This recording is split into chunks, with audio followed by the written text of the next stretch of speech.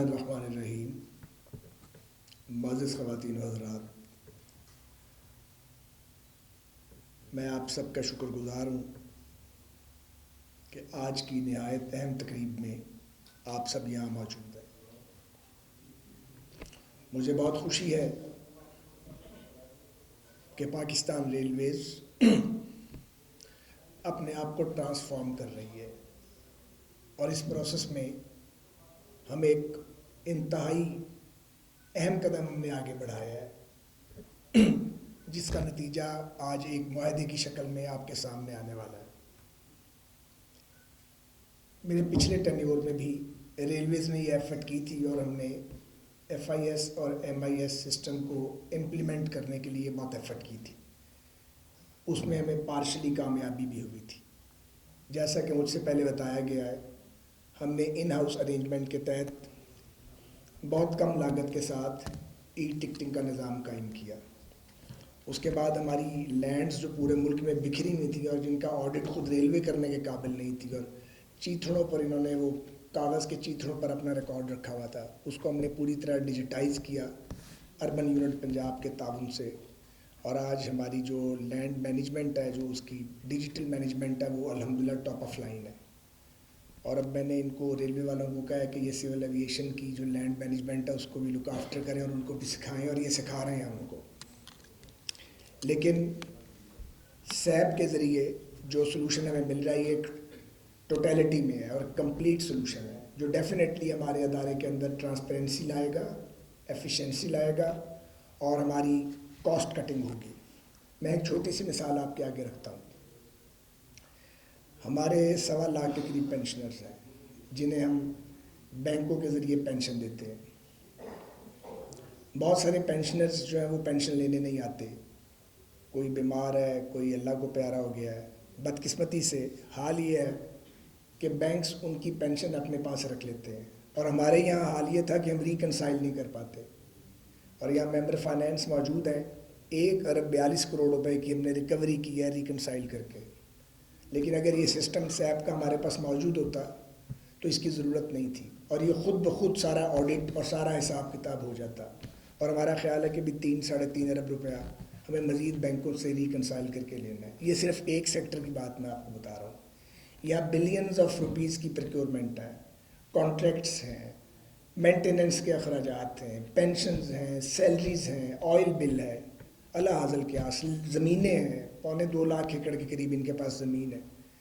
تو یہ بہت پہلے ہو جانا چاہیے تھا۔ بہرحال دیر آئے درست آئے۔ اللہ کا شکر ہے کہ پاکستان ریلویز کی ڈائریکشن ایک بار پھر ٹھیک ہوئی ہے اور انہوں نے اپنے آپ کو سنبھالا ہے۔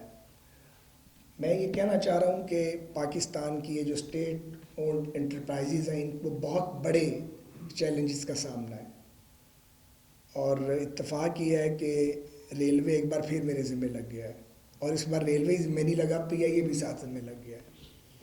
اور پی آئی اے نہیں لگا بلکہ اس کے ساتھ سول ایویشن اتھارٹی جو ہے وہ بھی ایک اور الگ سے نظام ہے، وہ بھی لگ گیا ہمارے ذمہ۔ تو یہ سارا کام ہم لے کے چل رہے ہیں۔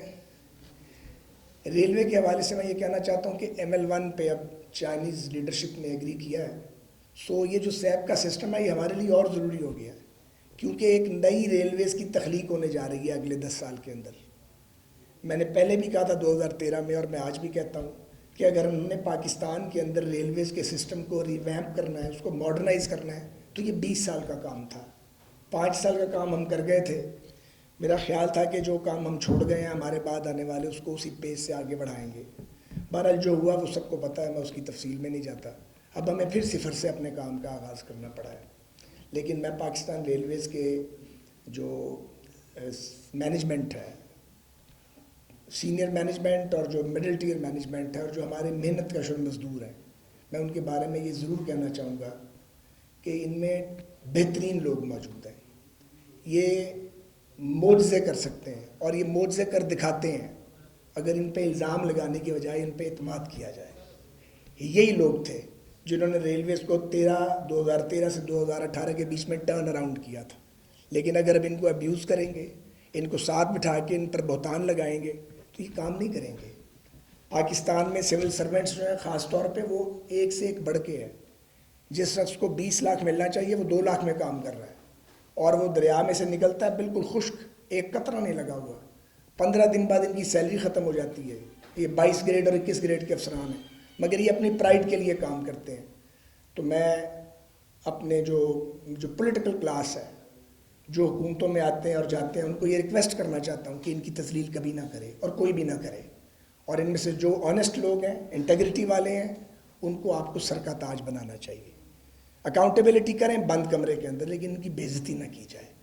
ہم نے بے عزتی کر کے بہت لوگوں کو خراب کیا ہے. بہرحال ریلویز اپنے ٹریک پہ واپس ہے. یہ جہاں تک اس سیپ کے سسٹم کا تعلق ہے، یہ تو ہمیں ایک ٹوٹل سولوشن پیش کرتا ہے. لیکن چونکہ اس وقت میڈیا اور میں کمیونیکیٹ کرنا چاہتا ہوں، 3 سیکٹر بڑے امپورٹنٹ ہیں ریلویز کے لیے اگر ہم نے اس کو بچانا ہے. ایک ہماری زمینیں، جن پہ آنریبل سپریم کورٹ کے 3 مختلف آرڈر ہیں. تینوں آرڈر ایک دوسرے سے نہیں ملتے. ایک آرڈر کہتا ہے کہ آپ 1 انچ زمین جو ہے اس کو کمرشلی یوز نہیں کر سکتے. ایک آرڈر کہتا ہے آپ 5 سال کے لیے استعمال کر سکتے ہیں، اور ایک آرڈر یہ کہتا ہے 25 سال کے لیے کر سکتے ہیں. اس سے پیچھے بھی ایک آرڈر آنریبل سپریم کورٹ کا موجود ہے، جس میں چیف جسٹس افتخار چودھری صاحب نے صوبوں کو کہا تھا کہ ریلوے کی زمینیں ان کے نام کر دیں، مگر کے پی اور بلوچستان نے کی، پنجاب اور سندھ نے نہیں کی، ایون ہمارے اپنے دور میں بھی نہیں کی. تو اب ہم ایک تو یہ ہے کہ سپریم کورٹ میں ہم گئے ہیں ریویو میں، ہم پوری کوشش کر رہے ہیں کہ ہمارا کیس لگے اور ریلویز کو اپنی وہ زمین جو اس کو آپریشنز کے لیے درکار نہیں ہے، اس پہ اس کو کمرشل ایکٹیویٹی کی اجازت ملے ایک ٹرانسپیرنٹ مینر کے اندر. تو اربوں روپیہ یہ ریلوے کو پلس ہو سکتا ہے. پوری دنیا میں ریلویز نے یہی کیا ہے. دوسرا راستہ ہے آپ کے پاس آپٹک فائبر کا. ہمارے آنے سے پہلے لوگوں کا خیال تھا کہ ان کو پر میٹر کوئی کرایہ ورایہ دیں گے اور وہ ROW استعمال کر لیں گے. ایسا نہیں ہو سکتا. ہم ریونیو شیئرنگ کے اوپر جائیں گے، وہاں پھر ہمیں سیپ کے سسٹم کی ضرورت پڑ جائے گی. تو ہم ریونیو شیئرنگ کی طرف لے کے جا رہے ہیں. آپٹک فائبر جو بچھانا چاہتا ہے، ROW یوز کرنا چاہتا ہے، وہ آئے آ کے ریلوے کے ساتھ جوائنٹ وینچر کرے. تیسرا جو بہت اہم انیشیٹو ہے آپ کے لیے، جو آپ کا کور بزنس نہیں ہے لیکن وہ آپ کو بلینز آف روپیز دے گا، جس پہ اب آپ چل پڑے ہیں، وہ ہے ریلویز کی برانڈنگ، ریلوے اسٹیشنز کی اور چلتی ٹرین کی، باہر سے بھی اور اندر سے بھی. پوری دنیا میں آپ جاتے ہیں، دیکھتے ہیں ٹرینیں اور بسیں، ان کے اوپر وہ ایڈورٹیزمنٹ ہوئی اور وہ آپ کو ریونیو آ رہا ہے. ہمیں 1 روپیہ ریونیو نہیں آتا اس سے.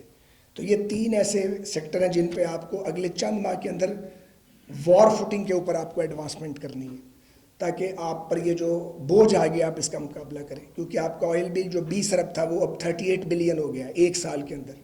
18 ارب روپے کی ہٹ ہے صرف آئل بل کے اندر. پینشنز بڑھ گئی ہیں، سیلریز بڑھ گئی ہیں. یہ جو فلڈ آیا اس نے ہماری کمر توڑ دی ہے اور ہمارے انفراسٹرکچر کو بہت بری طرح تباہ کیا ہے.